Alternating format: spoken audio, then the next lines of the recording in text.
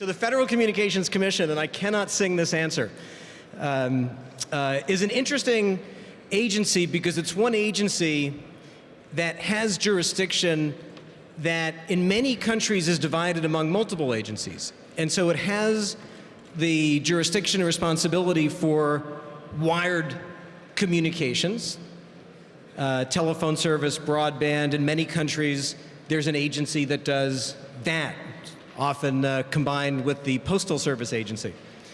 The FCC also has responsibility for wireless communications, and in many countries another agency does that.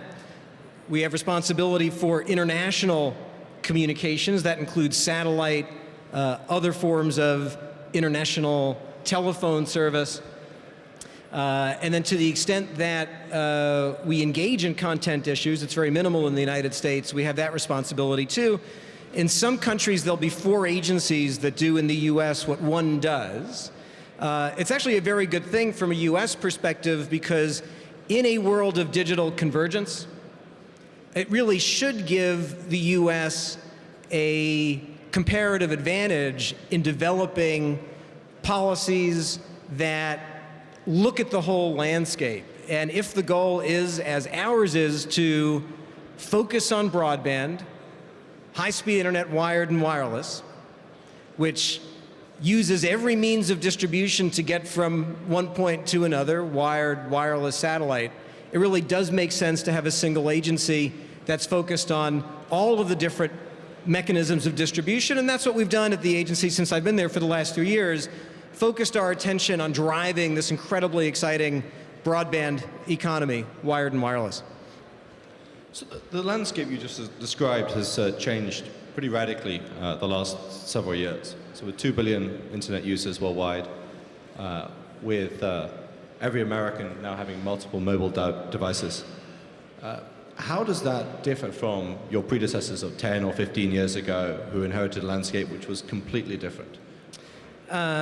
It differs in a number of different ways. You know, the internet now has become our common medium, our common platform for communications in a way that it just wasn't 10 years ago. It's led us to focus all of our activities on driving high-speed infrastructure, wired and wireless, and a vibrant ecosystem of infrastructure and applications and services and devices. Maybe the one single area, if I had to pick out one, where there is the largest need for change in terms of regulatory policy is mobile and spectrum. And that is because the demand that's being generated by smartphones and tablets is going up exponentially, 35x a year. The supply of spectrum, which is the invisible infrastructure that all these devices run on, has stayed essentially flat.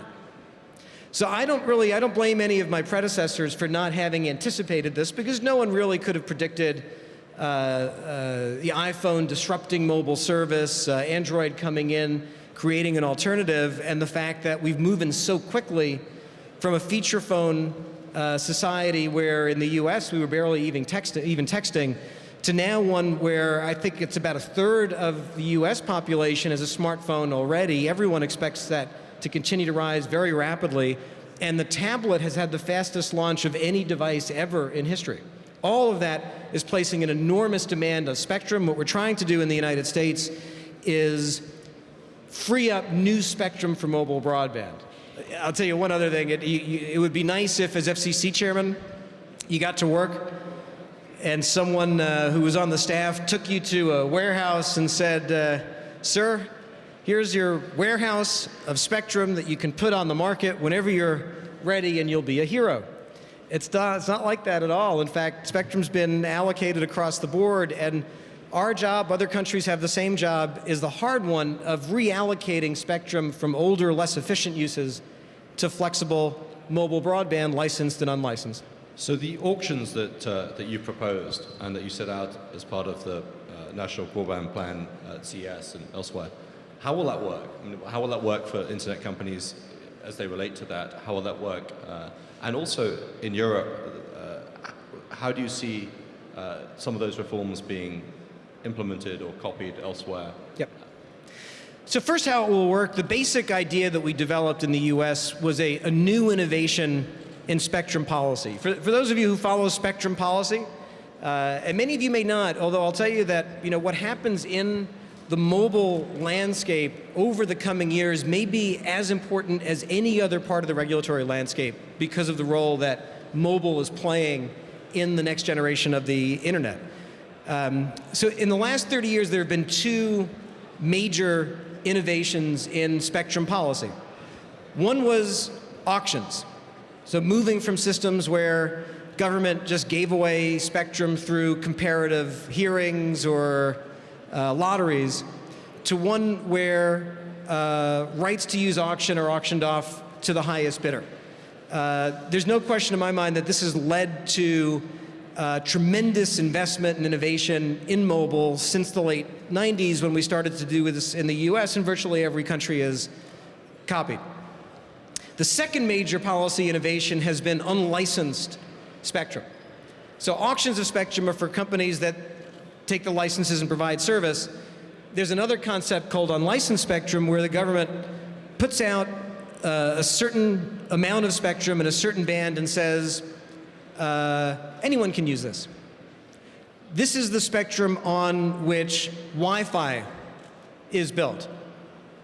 Other innovations as well, Bluetooth, we have some Bluetooth innovators here today, and other devices as well. So looking forward, we need to use both auctions and unlicensed spectrum as part of the landscape. The idea that we came up with to free up more spectrum for mobile broadband was to apply auction principles to the challenge of freeing up spectrum that's being used inefficiently. And basically what we would do is run a two-sided auction where we would allow holders of spectrum without any exit strategy to tender their spectrum into the auction in exchange for proceeds from the auction. We would realign the spectrum as part of the process so that what we were freeing up and putting on the market had much more value than what we were getting in. The two-sided auction would generate in the US profits for the American taxpayer of over $25 billion, free up a very significant amount of spectrum for mobile broadband, and do it on a market-based, incentive-based way.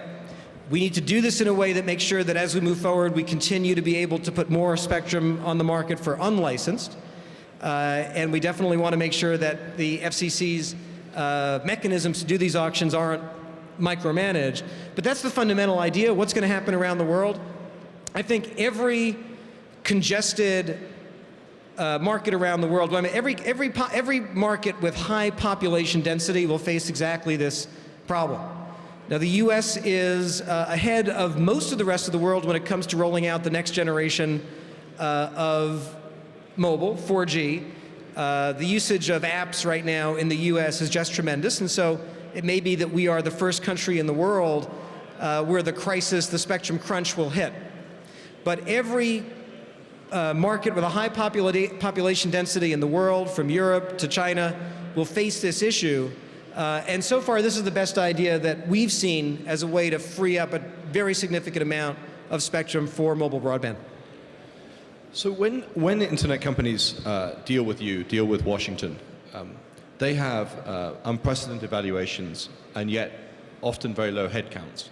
So Facebook, with a $100 billion valuation, may have 3,000 employees, compared to Comcast or Verizon or AT&T with hundreds of thousands of employees, many more political contributions, much more of an established presence in Washington. So how should this new generation of internet companies relate to the FCC, relate to Washington, and how should they try and seek to influence? Yeah. Well, I think, first of all, having all communities, including the internet community, directly engaged in public policy decisions is very, very important. We've seen that over the last month in the US in the context of SOPA. I want to, on your point on that internet companies are creating fewer jobs than other companies, I actually think that the internet community, that's not, with respect, an accurate description of what's going on. And one of the things that I would encourage the internet community to do is to tell the story of all of the job creation that is happening because of the incredibly vibrant internet ecosystem. So for example, there was a piece today that some of you may have seen in the New York Times. And a lot of the piece was about how many Apple jobs over the years have moved from manufacturing jobs from the US to China. I assume that that's true. The article didn't point out that, for example, by disrupting the mobile marketplace in the way that Apple did with the iPhone, it's created a platform where we're seeing tremendous job creation in the US. I speak from US perspective. The apps economy didn't exist before Apple disrupted the iPhone. And now we have literally hundreds and hundreds of thousands of apps. Anyone can guess how many jobs per app that is. I think it's a problem that no one has studied that. But I think if you look at all the incredible platforms that internet companies have created, Apple, eBay, one of the original ones, right? eBay employs, I'm guessing, 20, 30,000 people. But there are a million entrepreneurs in the US running small businesses on the eBay platform. Same thing for Amazon. Facebook has created a platform that's led to very high job creation elsewhere. So my own opinion is that the job creation story from the internet community is a much bigger and more important story than the wealth creation story. And if they go hand in hand, and we've created a world where there are incentives to create dramatic new innovations that lead to dramatic levels of job creation, that's fine. Right, and it's a story that needs to be told, though, as you say, because Yes. it hasn't been told to many politicians, FCC excluded. So 12 months ago, Egypt was in the throes of revolution, and to some greater or lesser extent, Twitter, Facebook, YouTube, other forms of technology, SMS, played a part in that. So how do you see the US impact on public policy? How do you see other regimes, other countries possibly restricting freedoms around the world? And what will be the future shape of technology in revolutions, in uprisings, in democracies around the world? So there's an interesting note about the Arab Spring that at least someone from my perspective sees, and I want to share it with you. When in Egypt, when the authorities cut off internet access and cut off mobile access, a lot of people asked, oh, how did they do that? What does it mean? Very, very important questions. But fewer people asked, how did it happen that Egypt had a mobile service and an internet service worth shutting off? And the answer to that question is very interesting. It goes back, in my opinion, to what was a very significant accomplishment of the Clinton administration in the 1990s, the adoption of something called the WTO, the World Trade Organization Agreement on Basic Telecom.